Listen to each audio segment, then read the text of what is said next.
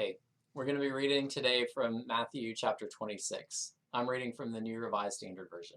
I'll give you just a minute to find it.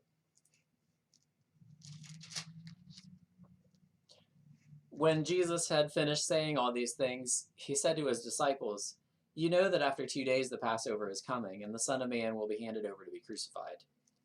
Then the chief priests and the elders of the people gathered in the palace of the high priest, who was called Caiaphas, and they conspired to arrest Jesus by stealth and kill him.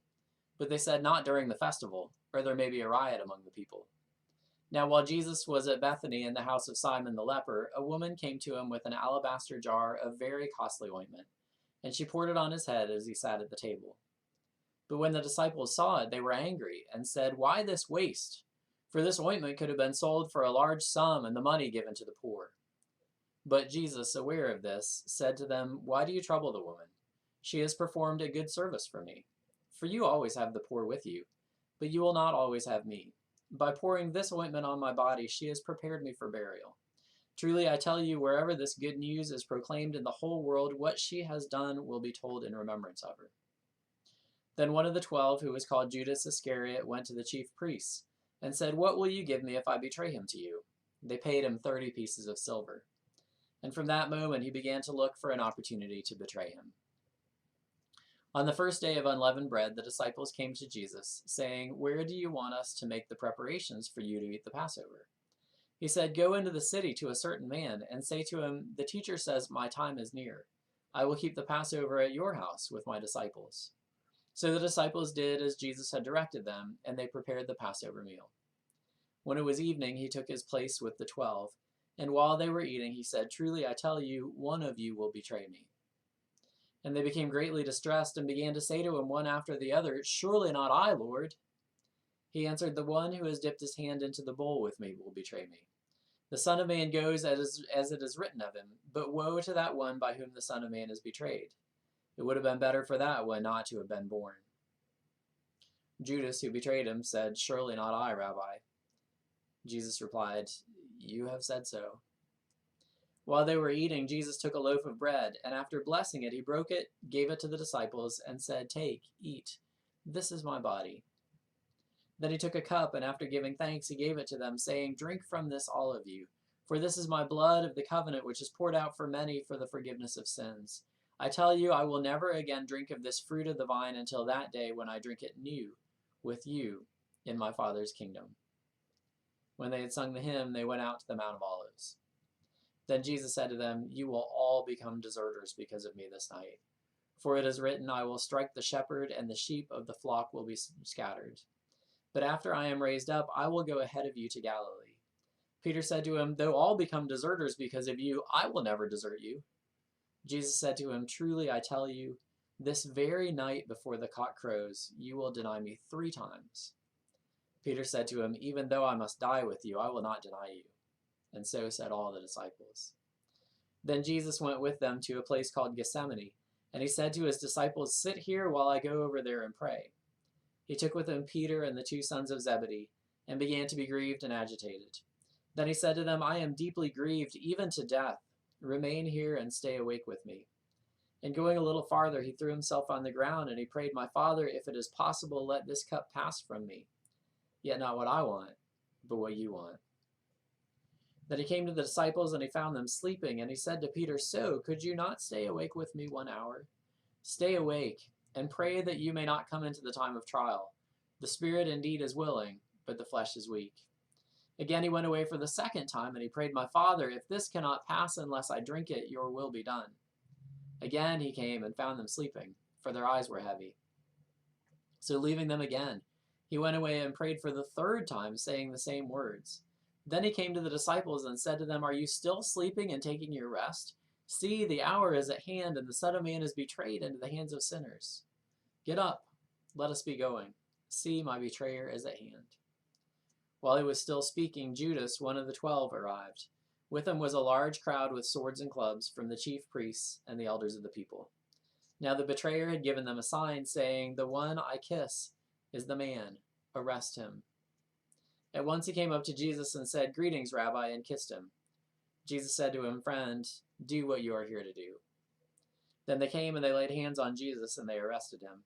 Suddenly one of those with Jesus put his hand on his sword, drew it, and struck the slave of the high priest, cutting off his ear. Then Jesus said to him, "Put your sword back into its place, for all who take the sword will perish by the sword. Do you think that I cannot appeal to my Father, and he will at once send me more than 12 legions of angels? But how then would the scriptures be fulfilled, which say it must happen in this way?" At that hour Jesus said to the crowds, "Have you come out with swords and clubs to arrest me as though I were a bandit? Day after day I sat in the temple teaching, and you did not arrest me. But all this has taken place so that the scriptures of the prophets may be fulfilled." Then all the disciples deserted him and fled. Those who had arrested Jesus took him to Caiaphas the high priest, in whose house the scribes and elders had gathered. But Peter was following him at a distance, as far as the courtyard of the high priest. And going inside, he sat with the guards in order to see how this would end. Now the chief priests and the whole council were looking for false testimony against Jesus, so that they might put him to death. But they found none, though many false witnesses came forward. At last, 2 came forward and said, "This fellow said, I am able to destroy the temple of God and to build it up in 3 days." The high priest stood up and said, "Have you no answer? What is it that they testify against you?" But Jesus was silent. Then the high priest said to him, "I put you under oath before the living God. Tell us if you are the Messiah, the Son of God." Jesus said to him, "You have said so. But I tell you, from now on you will see the Son of Man seated at the right hand of power and coming on the clouds of heaven." Then the high priest tore his clothes and said, "He has blasphemed. Why do we still need witnesses? You have now heard his blasphemy. What is your verdict?" They answered, "He deserves death." Then they spat in his face and struck him, and some slapped him, saying, "Prophesy to us, you Messiah. Who is it that struck you?" Now Peter was sitting outside in the courtyard. A servant girl came to him and said, "You also were with Jesus the Galilean." But he denied it before all of them, saying, "I do not know what you're talking about." When he went out to the porch, another servant girl saw him, and she said to the bystanders, "This man was with Jesus of Nazareth." Again he denied it with an oath, "I do not know the man." After a little while, the bystanders came up and said to Peter, "Certainly you are also one of them, for your accent betrays you." Then he began to curse, and he swore an oath, "I do not know the man." At that moment the cock crowed. Then Peter remembered what Jesus had said, "Before the cock crows, you will deny me 3 times." And he went out, and he wept bitterly.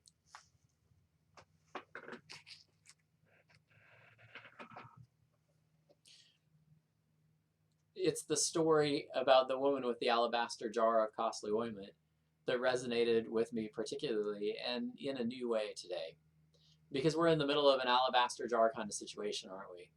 Our society, at great economic expense, has basically shut down large parts of our economy temporarily. And we've given up much.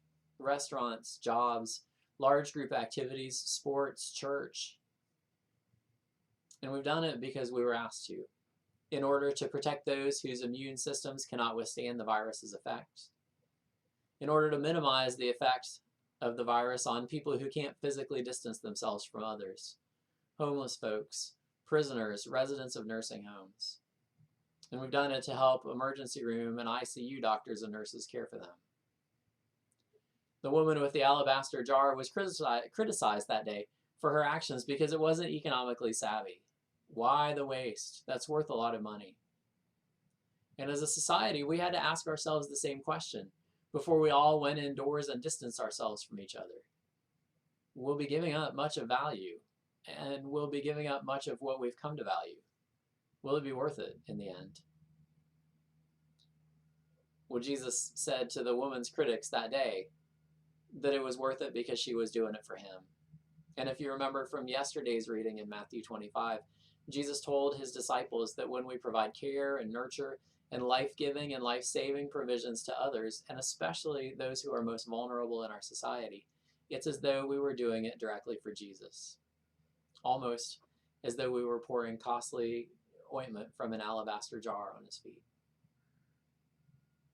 So as you read through the next couple of chapters, if you're tempted to compare yourself with Judas, who betrayed Jesus, or Peter, who denied him, or Pilate, who washed his hands clean of his blood, yes, we all have those tendencies within us. None of us would be incapable of doing any of those things given the wrong circumstances and just the wrong frame of mind.